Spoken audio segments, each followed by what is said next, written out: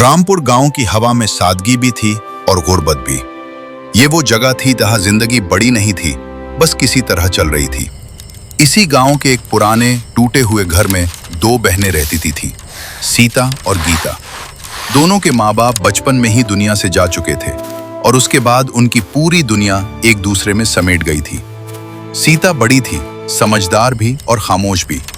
वो कम बोलती थी, मगर उसकी आंखों में एक अजीब सी मजबूती थी। गीता छोटी थी, जज्बाती थी और हालात से अक्सर घबरा जाती थी। घर की हालत ऐसी थी कि अक्सर दिन रोटी और नमक पर गुजर जाते, मगर दोनों ने कभी हाथ फैलाने की आदत नहीं डाली। सीता को बचपन में एक बूढ़ी औरत ने बांस और घास से टोकरी बनाने का हुनर सिखाया था और यही हुनर उनकी जिंदगी का सहारा बन गया था। वो दोनों सुबह सवेरे जंगल से बांस लाती थी और फिर घर के सहन में बैठकर टोकरियां बनाती थी। सीता के हाथों में महारत थी और गीता उसका साथ देती थी, मगर गीता अक्सर कहती कि ये काम उनकी किस्मत नहीं बदल सकता। सीता हमेशा मुस्कुराकर जवाब देती कि काम छोटा या बड़ा नहीं होता, सोच छोटी या बड़ी होती है। गांव में लोग उनका मजाक उड़ाते थे। कोई कहता कि ये लड़कियां टोकरियां बेचकर क्या कर लेंगी, कोई उनकी गुर्बत पर तंज करता और कोई उन्हें नाकाम समझकर नजरअंदाज कर देता। मगर सीता हर बार खामोश रहती और अपनी मेहनत जारी रखती। वो जानती थी कि वक्त हमेशा एक जैसा नहीं रहता। एक दिन शदीद बारिश ने गांव को अपनी लपेट में ले लिया। रास्ते कीचड़ में बदल गए और उनकी बनी हुई कई टोकरियां भीग कर खराब हो गईं। गीता उस दिन बहुत रोई। उसे लगा कि अब सब खत्म हो गया है, मगर सीता ने टूटी हुई टोकरी हाथ में लेकर बस इतना कहा कि अगर जिंदगी हमें गिरा देती है तो हमें दोबारा उठना भी आना चाहिए।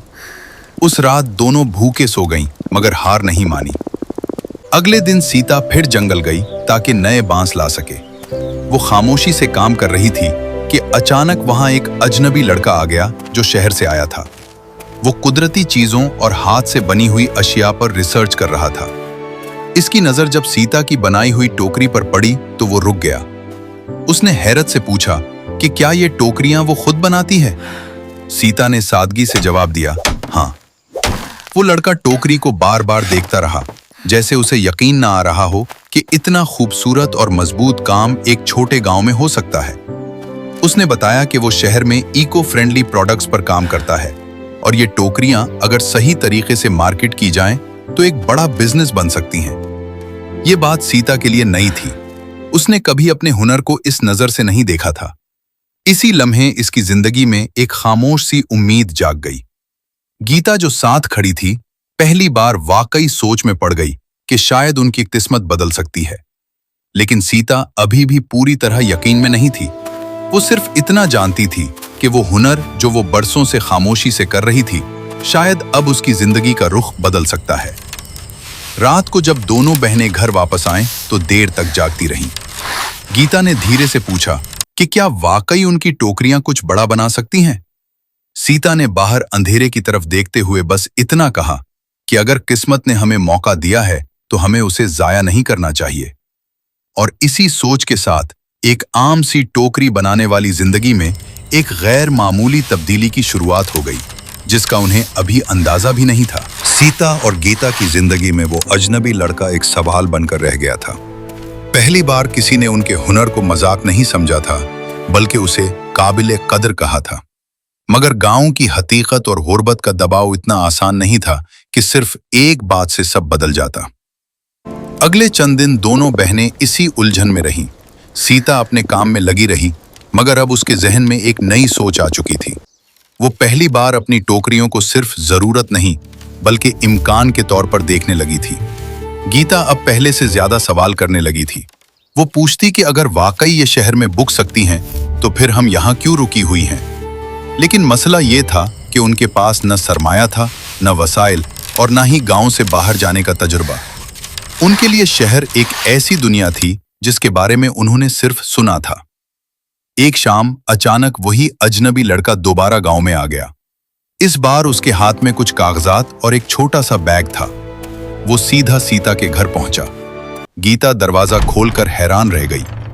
लड़के ने नर्म आवाज में कहा कि वो उनकी मदद करना चाहता है, लेकिन सिर्फ इस शर्त पर कि वो खुद मेहनत करेंगी। उसने बताया कि शहर में एक छोटी सी एग्जीबिशन होने वाली है जहां हाथ से बनी हुई चीजें रखी जाएंगी। अगर वो चाहें तो वो उनकी टोकरियां वहां रख सकता है। ये सुनकर सीता कुछ देर खामोश रही। उसे यकीन नहीं आ रहा था कि ये सब हकीकत है या सिर्फ एक ख्वाब। गीता फौरन बोली कि हम तैयार हैं, मगर सीता ने उसे रोककर सोचने का वक्त मांगा। वो जानती थी कि हर मौका फायदा नहीं होता, कुछ मौका जिम्मेदारी भी बन जाते हैं। इसी रात दोनों बहनें देर तक जागती रहीं। आखिरकार सीता ने फैसला किया कि वो ये मौका लेंगी, मगर अपनी शराइत पर, सच्चाई और मेहनत के साथ। अगले दिन पहली बार उन्होंने अपनी टोकरियों को नए अंदाज में तैयार करना शुरू किया। सीता ने डिजाइन पर तवज्जो दी और गीता ने सफाई और फिनिशिंग पर। वो दोनों पहली बार सिर्फ बनाने के लिए नहीं, बल्कि बेहतर बनाने के लिए काम कर रही थीं। चंद दिनों बाद वही लड़का आया और उनकी टोकरियों का एक छोटा सा बैच अपने साथ ले गया। जाते वक्त उसने सिर्फ इतना कहा कि अब सब कुछ इस बात पर डिपेंड करता है कि लोग उसे कैसे लेते हैं। गांव में ये बात फैल गई कि श्वेता और गीता ने शहर में कोशिश की है। कुछ लोग हंसे, कुछ ने कहा यह सब वक्त का ज़या है, और कुछ ने उन्हें पहले से ज्यादा कमतर समझना शुरू कर दिया। मगर इस बार श्वेता खामोश नहीं थी, वो अंदर से मजबूत हो रही थी। दिन गुजरते गए और इंतजार बढ़ता गया। हर गुजरता दिन उनके लिए इम्तिहान था। गीता अक्सर घबरा जाती, मगर सीता उसे संभाल लेती। वो जानती थी कि असल जंग अभी बाकी है। और फिर वो दिन आया जब उस अजनबी लड़के ने दोबारा गांव का रुख किया। मगर इस बार उसके चेहरे पर वही पहली वाली खामोशी नहीं थी। उसकी आंखों में एक नई खबर थी, जो उन दोनों बहनों की जिंदगी हमेशा के लिए बदल सकती थी। वो दिन गांव की आम सी सुबह जैसा नहीं था। हवा में एक अजीब सी खामोशी थी, जैसे कुछ बड़ा होने वाला हो। सीता और गीता अपने घर के दरवाजे पर बैठी थी। दोनों की आंखें बार बार रास्ते की तरफ उड़ जाती, जैसे किसी का इंतजार हो। और फिर वही अजनबी लड़का आया। उसके हाथ में एक छोटा सा लिफाफा था, मगर उसके चेहरे पर जो तासुरात थे वो आम नहीं थे। वो थोड़ा सा मुस्कुरा रहा था, लेकिन उस मुस्कुराहट में हैरत भी थी और कामयाबी की झलक भी। सीता ने आहिस्ता से पूछा, क्या हुआ? वो लड़का कुछ लम्हे खामोश रहा, फिर बोला, तुम्हारी टोकरियां सब की सब फरोख्त हो गई हैं। एक मोहल्ले के लिए जैसे वक्त रुक गया हो। गीता की आंखें फैल गईं। सब? वाकई? लड़के ने सर हिलाया। और सिर्फ इतना ही नहीं, लोगों ने और ऑर्डर भी दिए हैं। खास तौर पर शहर के एक बड़े स्टोर ने तुम्हारी टोकरियों को इको फ्रेंडली कलेक्शन में शामिल करने का फैसला किया है। सीता को यकीन नहीं आ रहा था। उसने पहली बार अपनी हथेलियां देखा, जैसे वो समझने की कोशिश कर रही हो कि ये सब हकीकत है या ख्वाब। इसी लम्हे उसने वो लिफाफा सीता के हाथ में दिया। अंदर पैसे थे, इतने पैसे जितने उन्होंने अपनी पूरी जिंदगी में एक साथ कभी नहीं देखे थे। गीता की आंखों में आंसू आ गए। वो बार बार पैसे देखती और फिर सीता को देखती, जैसे उसके पास अल्फाज खत्म हो गए हों। लेकिन सीता खामोश थी। उसकी खामोशी खुशी की नहीं थी, वो सोच में डूबी हुई थी। वो जानती थी कि ये सिर्फ शुरुआत है, अंजाम नहीं। गांव में जब ये खबर फैली तो वही लोग जो कल तक तंज करते थे, आज हैरान थे। कुछ लोग मानने को तैयार नहीं थे। कुछ कह रहे थे ये किस्मत है, मेहनत नहीं। मगर हकीकत बदल चुकी थी। सीता और गीता की टोकरियां अब सिर्फ बांस की चीजें नहीं रही थी, वो ब्रांड बन रही थी। लेकिन कामयाबी हमेशा सीधी नहीं आती। चंद हफ्तों बाद एक मसला शुरू हुआ। ऑर्डर बढ़ गए थे, मगर वक्त कम था। बांस महंगा हो गया था, और सबसे बड़ा मसला ये था कि गीता थकने लगी थी। वो रात भर काम करती, मगर फिर भी पीछे रह जाती। एक रात वो रोते हुए बोली, दीदी, ये हमसे नहीं होगा। हम गांव की लड़कियां हैं, हम ये सब नहीं संभाल सकती। सीता ने उसका हाथ पकड़ा और आहिस्ता से कहा, हम पहले भी कुछ नहीं की थी गीता, लेकिन अब कम से कम कोशिश कर रही हैं। ये जुमला गीता के दिल में उतर गया, मगर थकन अब भी बाकी थी। इसी दौरान शहर से एक और मसला सामने आया। कुछ खराब क्वालिटी की टोकरियां मार्केट में पहुंच गईं। किसी और ने उनका नाम इस्तेमाल करके सुस्ती चीजें बेचना शुरू कर दिया था। यह खबर सुनकर सीता के पैरों तले जमीन निकल गई। पहली बार उसे लगा कि शायद ये सब खत्म हो जाएगा। वो रात बहुत लंबी थी, बारिश हो रही थी और सीता अकेली बाहर बैठी थी। उसके हाथ में एक टूटी हुई टोकरी थी, गीता उसके पास आकर बैठ गई। दोनों खामोश थी। फिर सीता ने आहिस्ता से कहा, अगर लोग हमारा नाम इस्तेमाल कर रहे हैं तो इसका मतलब है कि हम कुछ बन चुके हैं। गीता ने हैरत से उसकी तरफ देखा।